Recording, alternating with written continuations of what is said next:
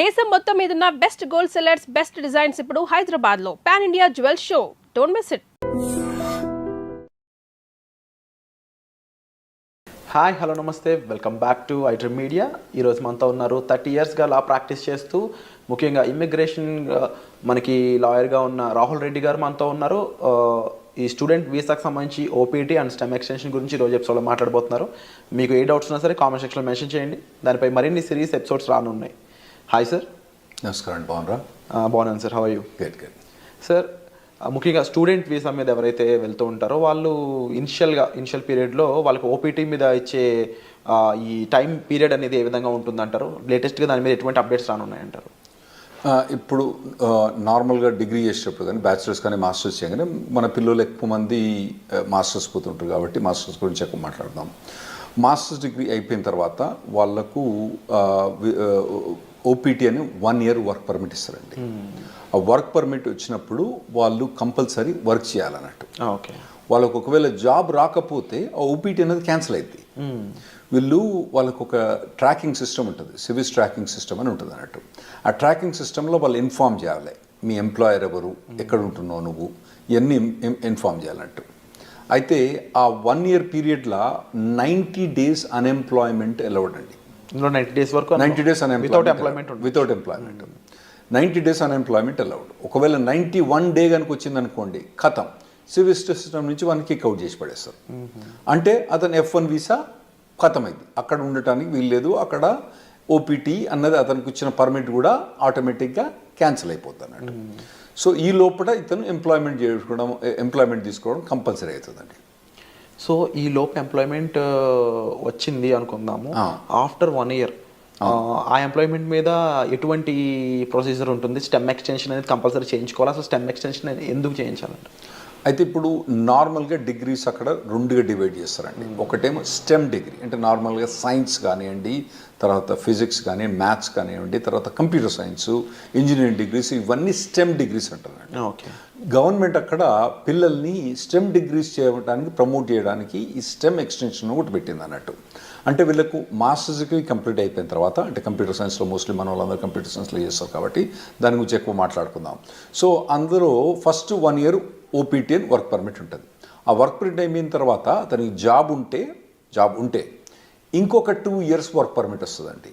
దాన్ని stem extension అంటారు అన్నట్టు. ఆ స్టెమ్ ఎక్స్టెన్షన్లో కూడా 90 days అన్ఎంప్లాయ్మెంట్ అలౌడ్ అక్కడ, అందులో కూడా. అయితే రెండిట్లో కలిపి 150 రోజులే. అంటే ఎక్కడో ఒక దగ్గర తగ్గించుకోవాలన్నట్టు. ఇక్కడ 90 days, అక్కడ 90 days బ్యాక్స్, ఓవరాల్గా 150 days దాటకూడదు అన్నట్టు. స్టెమ్ ఎక్స్టెన్షన్లో కూడా జాబ్ కంపల్సరీ ఉండాలి, జాబ్ కంపల్సరీ చేయాలి. అంటే ఈ 180 days పక్కన పెడితే యాక్చువల్లీ 150 90 + 90 కాదు. అక్కడ ఇక్కడ 60 ఇవ్వాలన్నా, అక్కడ 70 ఎక్కడో కంట్రోల్ చేసి పెట్టాలన్నట్టు. సో ఇన్ కేస్ ఈ స్టెమ్ ఎక్స్టెన్షన్ కన్నా ముందు తనకి జాబ్ పోయినట్లయితే ఓపీటీ టైంలో ఇంకా స్టెమ్ ఎక్స్టెన్షన్ కూడా ఉండదు అంటారు. ఒకవేళ స్టెమ్ ఎక్స్టెన్షన్ చేసే టైంలో ఓకే, మీకు మొదలే స్టెమ్ ఎక్స్టెన్షన్ ఓపీటీ అయిపోక ముందే, మీకు 3 months ముందే స్టెమ్ ఎక్స్టెన్షన్ ఫైల్ చేసుకోవచ్చు. ఒకవేళ స్టెమ్ ఎక్స్టెన్షన్ ఫైల్ చేసుకునే తప్పుడు ఒకవేళ జాబ్ లేదనుకోండి, ఇక మనని గోవింద, అతనికి మాత్రం ఆ స్టెమ్ ఎక్స్టెన్షన్ రాదు. కంపల్సరీ అప్పుడు జాబ్ ఉండాలి. సో కంపల్సరీ ఓపీటీ టైంలో జాబ్ ఉండాలి అండ్ అది ఎక్స్టెన్షన్ టైంలో కంపల్సరీ జాబ్ ఉండాలి. ఓపీటీ మొదలైనప్పుడు ఉండనక్కర్లేదు, ఓపీటీ ఎండ్ అయ్యేటప్పుడు మాత్రం కంపల్సరీ ఉండాలి. లేకపోతే మనోడు గోవింద అవుతాడు, స్టెమ్ ఎక్స్టెన్షన్ రాదు. సో ఓవరాల్గా how long they can stay? 3 years time duration proper stay చేయొచ్చు? అవునండి, 3 years. అంటే 2 years ఏమో వీళ్ళు మాస్టర్స్ చేస్తారు. టిపికల్గా 1.5 year. వీళ్ళు మన వాళ్ళు పోయేది ఆగస్టు పోయిన తర్వాత మే జూన్ కల్లా గ్రాడ్యుయేట్ అవుతారు నెక్స్ట్ ఇయర్కు. అంటే 1.5 2 years వీళ్ళు గ్రాడ్యుయేట్ అయిపోయిన తర్వాత మళ్ళీ వీళ్ళకు 3 years.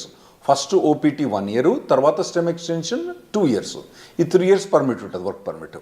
ఈ లోపల కనుక మనోడు లాటరీ, H1B లాటరీ మీకు తెలుసు కదా, మార్చ్లో 80,000 members H1B లాటరీ చేస్తారు కదా.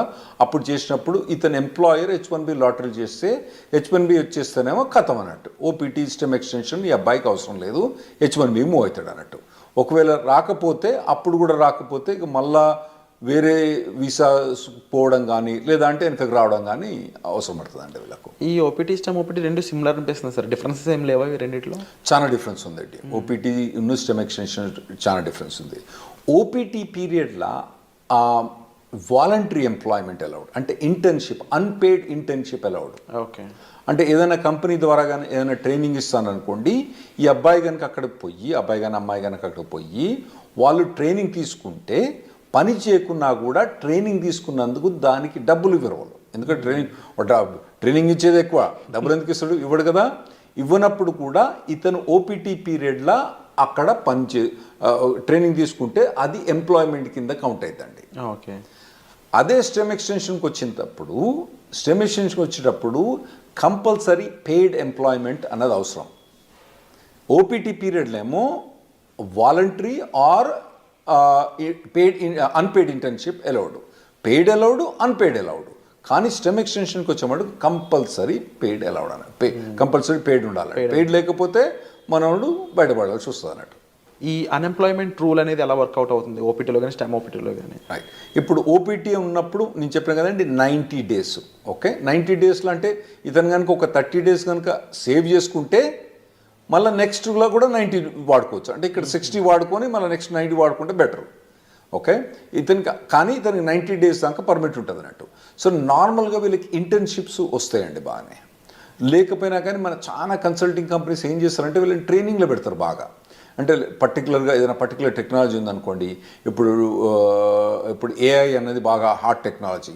ఈ పోరగాళ్ళు ఏం చేస్తారు, ఈ పోరగాళ్ళని తీసుకొని మొత్తం అందరినీ మంచిగా ఒక ట్రైనింగ్ ఇప్పించేసి వాళ్ళకి బాగా పర్టికులర్ దాని మీద ట్రైనింగ్ ఇచ్చి ప్లేస్ చేస్తారు. అంటే ఎంప్లాయర్ కూడా లాభం ఉంటుంది, ఎందుకంటే వీళ్ళు ప్లేస్ చేసినప్పుడు వాళ్ళకి వచ్చే డబ్బులలో వాళ్ళ కమిషన్ ఉంటుంది కదా, అది బాగానే వాళ్ళకు ఉంటుంది కాబట్టి అట్లా చాలా. సో ఓపీటీ పీరియడ్ అన్నప్పుడు నార్మల్గా అయితే మన వాళ్ళు ఎవరికి కూడా ఇబ్బంది ఉండకూడదండి. ట్రైనింగ్ బాగానే ఇస్తారు, ట్రైనింగ్ బాగానే ఇచ్చే కంపెనీలు ఉన్నాయి, వీళ్ళు తీసుకునే కంపెనీ.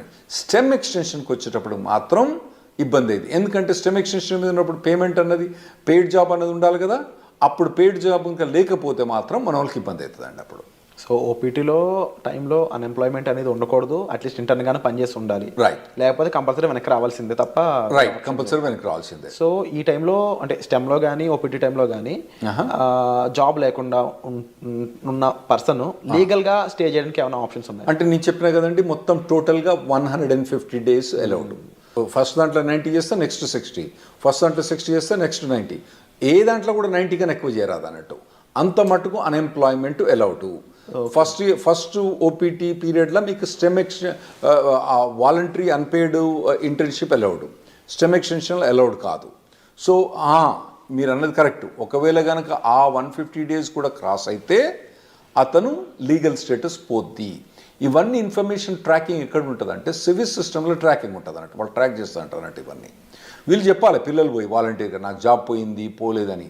అందులో కూడా ఇన్వెస్టిగేషన్స్ అవుతా ఉంటాయి అప్పుడప్పుడు. ఒకవేళ మనోడు జాబ్ చేస్తాడనుకోండి, జాబ్ పోయిందనుకోండి, వీడు చెప్పలేదనుకోండి, దెన్ అతనికి ప్రాబ్లం రావచ్చు. ఇంకోటి ఏంటంటే కంపెనీ కూడా ఇన్ఫార్మ్ చేస్తుంది కాలేజ్కి, అరే నాయన మా దగ్గర పనిచేస్తాడు కానీ ఇప్పుడు వీడు మా దగ్గర లేడు అని చెప్పి వాళ్ళు కంపెనీకి ఇన్ఫార్మ్ చేస్తారు, మన యూనివర్సిటీకి ఇన్ఫార్మ్ చేస్తే వీళ్ళని టర్మినేట్ అయిపోతారు అన్నట్టు. సో ఆ పీరియడ్లో ఎంప్లాయ్మెంట్ అనేది చాలా అవసరం అండి. అయితే ఈ స్టెమ్ ఎక్స్టెన్షన్లో 40 అవర్స్ జాబ్ అవసరం లేదు, 25-30 అవర్స్ జాబ్ కూడా చేసుకోవచ్చు. ఒకవేళ కనుక అతనికి తక్కువ జాబ్ ఏదైనా దొరికిందనుకోండి, తక్కువ టైంలో దొరికిందనుకోండి, స్టెమ్ ఎక్స్టెన్షన్లో ఆ 25 అవర్స్ 30 అవర్స్ కూడా చేసుకోవచ్చు అన్నట్టు. ఇది స్టెమ్ ఎక్స్టెన్షన్ ఫస్ట్ 1 year కాదు, తర్వాత నెక్స్ట్ 2 yearsలో. ఓపీటీలో ఇన్ కేస్ ఈ ఫ్రీ జాబే ఉంది ఇంకా, అవును, నెక్స్ట్ స్టెమ్ ఎక్స్టెన్షన్ ముందు కూడా ఫ్రీ జాబే ఉంది అంటే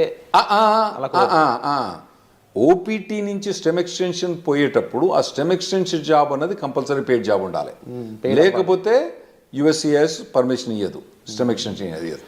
సో లీగల్గా వీళ్ళు ఎలాంటి అప్లై చేయొచ్చు? ఫర్ ఎగ్జాంపుల్ అప్పటికి జాబ్ ఫైండ్ అవుట్ చేయకపోతే లీగల్గా ఇంకేం చేయలేరు అంటారా? అవునండి. స్టెమ్ ఎక్స్టెన్షన్ అప్పుడు కనుక ఒకవేళ కనుక ఫస్ట్ 1 yearలోనేమో వీళ్ళకి ఇంటర్న్షిప్ జాబ్స్ ట్రైనింగ్స్ బాగానే ఉంటుంది. ఆ తర్వాత కనుక వీళ్ళకు ఒకవేళ కనుక పెయిడ్ జాబ్స్ కనుక దొరకకపోతే ఖతం.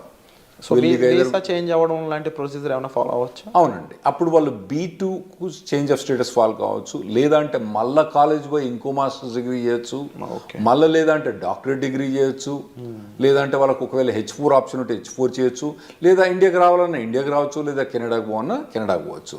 సో అప్పుడప్పుడు మన వాళ్ళు జనాలు వచ్చి చెప్తా అంటారు, నేను 2 మాస్టర్స్ డిగ్రీ చేసిన 3 మాస్టర్స్ డిగ్రీ చేసిన అంటారు. వీళ్ళు ఏంది అక్కడ 2 మాస్టర్స్ డిగ్రీ చేసింది ఎందుకు, ఆడ పోయి వాళ్ళు ఏదో మాస్టర్స్ డిగ్రీ ఇంకో మాస్టర్ డిగ్రీ ఉంటే వాల్యుయేషన్ అని కాదు. 90% ఆఫ్ ద మెంబర్స్ ఏమవుతారంటే వాళ్ళు అక్కడ ఉండటానికి వేరే మాస్టర్స్ డిగ్రీ చేస్తారు. అది ఇంకోటి మీరు అడగొచ్చు ఏంటంటే, మరి ఇంకో మాస్టర్స్ డిగ్రీ చేస్తే మళ్ళీ 3 ఏళ్ళు పర్మిట్ వస్తుందా? గ్రేస్ పీరియడ్స్ ఎలా ఉంటాయి అసలు? ఒక లెవెల్ ఆఫ్ డిగ్రీకి ఒక ఓపీటీ, ఒక స్టెమ్ ఎక్స్టెన్షన్, ఇంకో లెవెల్ ఆఫ్ డిగ్రీకి ఒక ఓపీటీ, ఒక స్టెమ్ ఎక్స్టెన్షన్. అంటే బ్యాచిలర్స్ డిగ్రీకి ఓపీటీ స్టెమ్ ఎక్స్టెన్షన్ ఉంటుంది, మాస్టర్స్ డిగ్రీకి ఓపీటీ స్టెమ్ ఎక్స్టెన్షన్ ఉంటుంది, మళ్ళీ డాక్టరేట్ డిగ్రీ ఉంటుంది. మనోళ్ళు చాలా మంది పోయేది మాస్టర్స్ డిగ్రీకి కాబట్టి వాళ్ళు మాస్టర్స్ డిగ్రీ చేసినప్పుడు ఒక ఓపీటీ, ఒకటి స్టెమ్ ఎక్స్టెన్షన్, అంటే 3 ఏళ్ళు వర్క్ పర్మిట్ ఉంటుంది. ఈ లోపల కనుక వాళ్ళకు జాబ్ పోతే వాళ్ళు మళ్ళీ వేరే మాస్టర్స్ జాయిన్ అయ్యి మళ్ళీ మాస్టర్స్ తీసుకుంటే మళ్ళీ ఓపీటీ అన్నది రాదు. ఓవరాల్గా మాస్టర్స్ అనే దానికి ఒకే ఓపీటీ ఒకటే మళ్ళీ మాస్టర్ చేసి ప్రతిసారి మాస్టర్ చేసినప్పుడు ఓపీటీ మళ్ళీ అది వస్తుందా? రాదు. అండ్ ఇన్ కేస్ జాబ్ వచ్చాక జాబ్ ఛాలెంజెస్ అనేవి ఏ విధంగా ఉంటాయి వీళ్ళకి? ఉంటాయండి, జాబ్ ఛాలెంజెస్ బాగా టఫ్గా ఉంటాయి. ఎందుకంటే వీళ్ళు నార్మల్గా కన్సల్టింగ్ కంపెనీ ద్వారా పోతారు కాబట్టి వీళ్ళకి జాబ్ డ్యూటీస్ హెవీగా ఉంటాయి, జాబ్ ఛాలెంజెస్ ఉంటాయి. నేను నార్మల్గా స్టూడెంట్స్కి ఏం చెప్తా అంటే, ఇక్కడ మీరు ఇంజనీరింగ్ చేసేటప్పుడు, ఇండియాలో ఇంజనీరింగ్ చేసేటప్పుడు మీరు ఇంటర్న్షిప్స్ చేయండి. వేరే కంపెనీస్లలో, సాఫ్ట్వేర్ కంపెనీస్లో ఇంటర్న్షిప్ చేయండి. ఇక్కడ నాకు తెలిసి ఇక్కడ చాలా software companies they are ready to take ఈ ఇంటర్న్స్ తీసుకుంటాను రెడీ ఉంటారండి. ఇంటర్న్షిప్ చేయండి, తర్వాత పర్టికులర్గా ఏ సాఫ్ట్వేర్ మీద కానీ ట్రైనింగ్ చేయండి, మోడల్ ప్రాజెక్ట్స్ చేయండి. ఇటువంటివన్నీ మీరు ఫస్ట్ ఇయర్ నుంచి చేసుకుంటే రావాలన్నట్టు. అంటే ఎలాంటి ఇండస్ట్రీస్ మోస్ట్లీ ఓపీటీని స్టెమ్ని ఎక్కువ రిక్రూట్ చేసుకుంటాయంట? ఇప్పుడు అంటే మన వాళ్ళందరూ ఐటీలో పోతుండ్రు కాబట్టి ఐటీ ఇండస్ట్రీ గురించి మనకి ఎక్కువ ఉంటాయి. అంటే వేరే ఇండస్ట్రీ అంత మెచ్యూర్ కాలే. ఇప్పుడు వేరే మెకానికల్ ఇంజనీర్ కానీ సివిల్ ఇంజనీర్ కానీ వీళ్ళకి పోతే వీళ్ళకు ఓపీటీ మీద జాబ్ కానీ మెకానికల్ ఇంజనీర్ వాటి మీద ఓపీటీ స్టెమిషన్ చాలా కష్టమైంది అబ్బాయిలకు వాళ్ళకు. అదే ఐటీలో పోయిన వాళ్ళకి ఏంటంటే వీళ్ళకి ఒక పాత్వే ఉన్నది ఆల్రెడీ, చాలా మట్టుకు జాబ్ ఆపర్చునిటీస్ బాగానే ఉన్నాయి. కాకపోతే మన పిల్లలు ఏం చేయాలంటే మొదటి నుంచే వీళ్ళు ట్రైన్ కావాలి. ఏదైనా పర్టికులర్ టెక్నాలజీ ఎంచుకొని వీళ్ళు ఫస్ట్ ఇయర్ బ్యాచిలర్స్ డిగ్రీ కానీ సెకండ్ ఇయర్ బ్యాచిలర్స్ డిగ్రీ కానించి అప్పటి నుంచి ఏదైనా టెక్నాలజీ ఎంచుకొని పోవాలి. తర్వాత ఏంటంటే మధ్యలో టెక్నాలజీ చేంజ్ అయిందనుకోండి, చేంజ్ కావాలి దానికి టెక్నాలజీ. ఎందుకంటే టెక్నాలజీ ఎంత ఫాస్ట్గా చేంజ్ అవుతుందంటే ఆర్టిఫిషియల్ ఇంటెలిజెన్స్ ఏంటంటే 3 ఏళ్ళ కింద దాని పేరేం లేదు, నవిడియా పేరేం లేదు. ఇప్పుడు అది number 1 company in the world అయిపోయింది. సో అట్లా టెక్నాలజీస్ అన్ని ఇప్పుడు అందరూ ఎవ్వరు కూడా ఆర్టిఫిషియల్ ఇంటెలిజెన్స్ అంటున్నారంటూ. అది కొందరు కొన్ని కంపెనీస్ పనిచేసేవాళ్ళు చెప్తారు, మాకు అసలు ఆర్టిఫిషియల్ ఇంటెలిజెన్స్ అవసరం లేదు, కానీ మా కంపెనీలో ఎందుకు హైర్ చేస్తున్నారో లేదు, వాడు రెజ్యూమ్ మీద ఆర్టిఫిషియల్ ఇంటెలిజెన్స్ బెటర్, వానికి ఒక ఏదైనా కోర్స్ కానీ ఏదైనా ఒక 5 months ఎంప్లాయ్మెంట్ కానీ ఇంటర్న్షిప్ కానీ ఉంటే తీసేసుకుంటారు మా దగ్గర అని చెప్తాను వాళ్ళు. సో అటువంటి హాట్ టెక్నాలజీస్ ఉన్న వాళ్ళు వీళ్ళు చూస్ చేసుకోవడం బెటర్. కాకపోతే కొద్దిగా మొదటి నుంచి కూడా ఒకవేళ, ఎందుకంటే ఇప్పుడు ఏఐ అంటున్నారు, అంతకుముందు డేటా సైన్స్ అన్నారు, రేపు ఇంకోటి అంటారు. సో ఇటువంటి ఏ ఒక్క టెక్నాలజీ కూడా ఒక పర్సన్ ట్రైన్ అయితే ఆ టెక్నాలజీ మారినప్పుడు ఈజీగానే అడాప్ట్ అయిపోతారు. నువ్వు ఉట్టిగానే కూర్చొని 4 ఏళ్ళు ఏం పని చేయకుండా ఆ తర్వాత నువ్వు మాస్టర్స్ డిగ్రీ చేసేటప్పుడు కూడా ఏం ట్రైనింగ్ తీసుకోకుండా చక్కగా నువ్వు పోయి మాస్టర్ డిగ్రీ అయిపోయిన తర్వాత నువ్వు ఓపీటీకి పర్మిషన్ ఇచ్చి ఆడ పోయి జాబ్ ఏమంటే అప్పుడు కష్టమైంది. ఇప్పటి నుంచి మీరు బిల్డప్ చేసుకుంటూ పోవాలన్నట్టు. ఇవి చాలా కాంపిటేటివ్గా ఉంటాయి ఓపీటీ స్టెమ్లో కూడా. అట్ ది సేమ్ టైం మీరు ఈ డౌన్ టర్న్స్ ముఖ్యంగా లే ఆఫ్స్ కానీ అవి ఎంత ఇంపాక్ట్ చేస్తాయంటారు ఓపీటీ వాళ్ళని? బాగుంటాయి, ఓపీటీ మీద ఇంపాక్ట్ బాగుంటుంది. ఫస్ట్ ఒకటి మీరు అర్థం చేసుకోవాలి, శాలరీస్ ఎట్లున్నాయి వీళ్ళవి. యుఎస్ శాలరీస్ 80 లక్షలు 90 లక్షలు అది. ఏది ఓపీటీ స్టెమ్ ఎక్స్టెన్షన్ కూడా 80 లక్షలు 90 లక్షల నుంచి మొదలైతే వాళ్ళకి శాలరీస్. సో మనకి ఇక్కడ ఇండియాలో ఏంది, మీరు పెద్ద పెద్ద కంపెనీలు పోయినా అనుకోండి, అది వెరీ సర్ప్రైజ్.